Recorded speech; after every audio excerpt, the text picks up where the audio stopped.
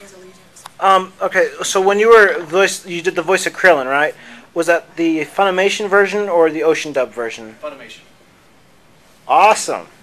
So, we're still doing it. We're doing now Dragonball Z Kai.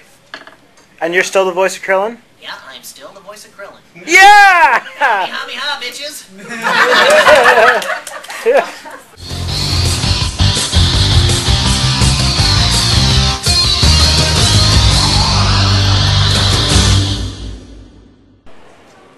Yeah, I think those are the people I really, really admire in the industry. And Johnny Depp, just because he's the best judge of a script of anybody I know, you know? I mean, he's seldom in a bad movie. He has been in bad movies, but seldom. Oh, God. Yeah. Yeah, but most of the movies he's been in are awesome. And I love how he takes so many chances, you know? I mean, I saw an interview with him on David Letterman, and he was talking about the Pirates movie and how he knew they wouldn't let him put his teeth to be gold capped, you know? So he capped all of them. And he went to the set the first day, and they went, "You can't do the show like this." And he goes, "What, is it too much?" He goes, "Yeah, that's way too much." He goes, "Okay, I'll go back to the dentist and take off, you know, a few of them so it doesn't look so bad." So he got his way because he knew they were going to do that. And then he said that they asked him, like, because they didn't get where he was going with the character, you know. They said, "Are you drunk? You know, is the character gay? Are you gay? I mean, what's going on, you know?" But he knew that it would translate well, you know. Funny, I don't know how he knows that, because he said he never watched any movie he's been in.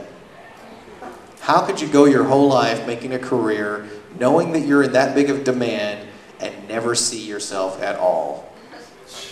I wonder if it would end it for him if he watched it. Be like, "Oh my God, I gotta stop. This is bad. I am the worst actor ever." So you said you got to direct some things. You got to. I've directed Dragon Ball. I've directed Dragon Ball Z. I've directed Case Closed. I've directed Kitty Grade. I've actually written several episodes of Dragon Ball Z, and Kitty Grade, and Lupin the Third, and a lot of things. Yeah, I've written Ghost Hunt and Claymore and a bunch of stuff. But not solely, you know, just we have so many writers now, you know, it's like they just hand you a script and you go with it. And lately I haven't had time to write or direct. My comic book artwork tends to take up a lot of time. And that's where my first love is anyway. Well, that's impressive. What do you like about directing? I really like being able to convey to an actor an abstract thought, like emotion. Like, how do you convey that to someone? One of my easiest tricks is to, if an actor's having trouble with a line, okay, let's say the line is what? Give me a line, any line. Just say a statement. It's over 9,000! Okay, the line is, it's over 9,000. Okay. Now, if an actor's having trouble making that convincing, what you do is you give them an action verb as the motivation. One word, okay? So if the word is teach, then the line, it's over 9,000, would be more like, it's over 9,000. Okay, that's a teaching thing. Now, if it is to curse, it's over 9,000! You know? Or if it's just to, what's another word? To insult. It's over 9,000. See, and that motivation in your head really changes the way a line is read. So I love doing that, and I also like going really abstract. Like, do you guys know who Caitlin Glass is? Yes. Caitlin Glass, I remember directing her in a Lupin movie. She was a noob at that time. She was a brilliant actress, but the whole fighting concept eluded her. I mean, she just wouldn't commit to a punch. It would be like, you know, it sounded like really bad sex or something.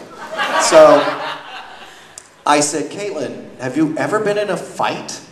And she said, "Well, when I was in high school, some kid called me a fat ass, so I slapped him." I went, "Okay, I want you to use the emotion in that as you're doing the fight scene." And she said, "Okay." So at Funimation, when we are about to record, you hear 3 beeps. It goes, deet, deet, deet. and where the fourth beep would be, that's where you start your line. Okay, so she was about to start a fighting scene at the fourth beep.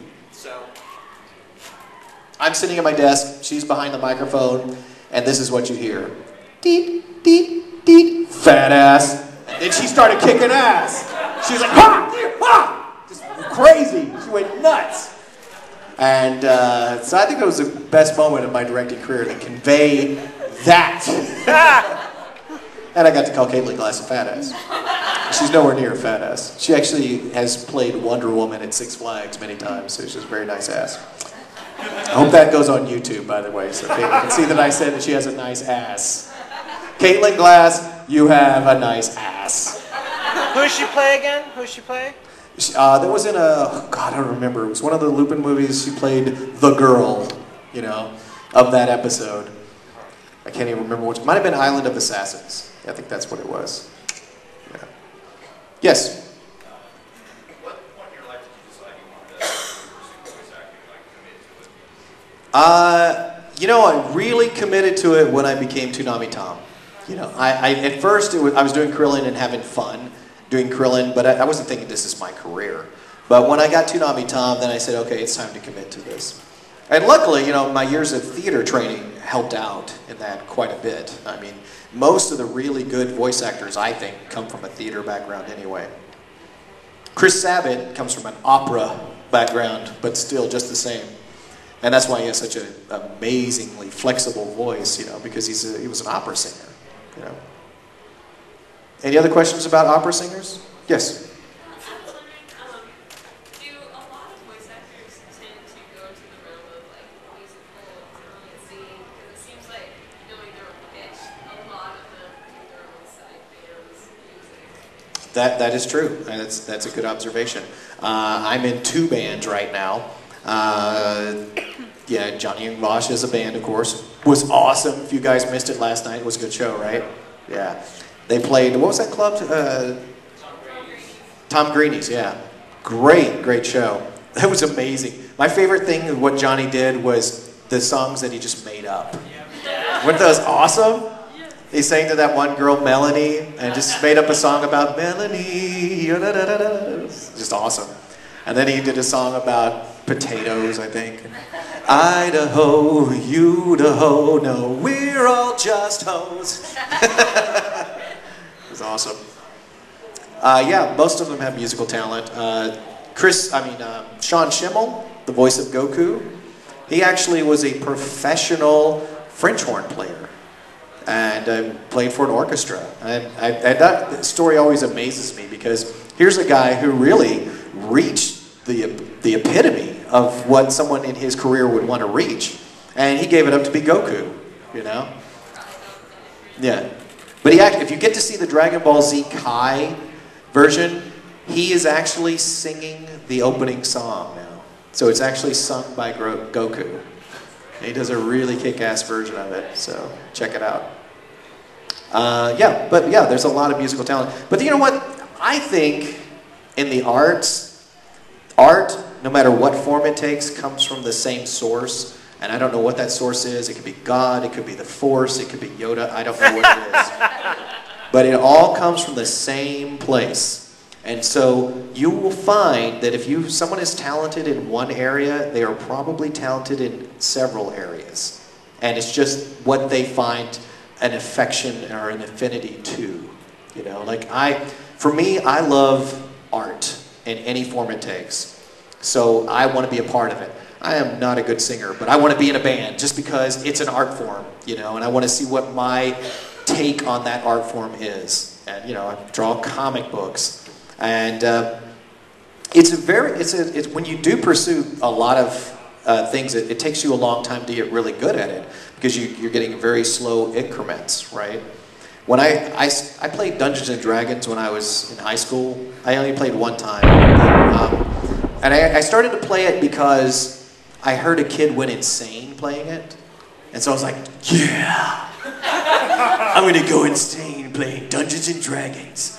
So I played Dungeons and Dragons and I didn't go insane. I was actually a little embarrassed. But, because it was like theater, but without the audience, you know. So it's like voice acting. Exactly. It was like voice acting. And so I stopped playing, but at that time, I liked playing elves. Because elves, they've changed, I've heard, over the years, but back then, an elf was like half fighter, half magic user, you know? So he was good at two things, but he progressed very slowly in those two things because he split his interest. And I kind of feel like that elf, you know? Like it took me 20 years to get a major contract for comics, you know? And it took me 14 years to get a major contract as an actor. But that's because I'm spread so thin. But it's not a race. You know, as I said in my cartooning classes, art is not a race or a contest. Art is self-expression. And it's just about getting to know who you are. So the more you can get to know about you, the better.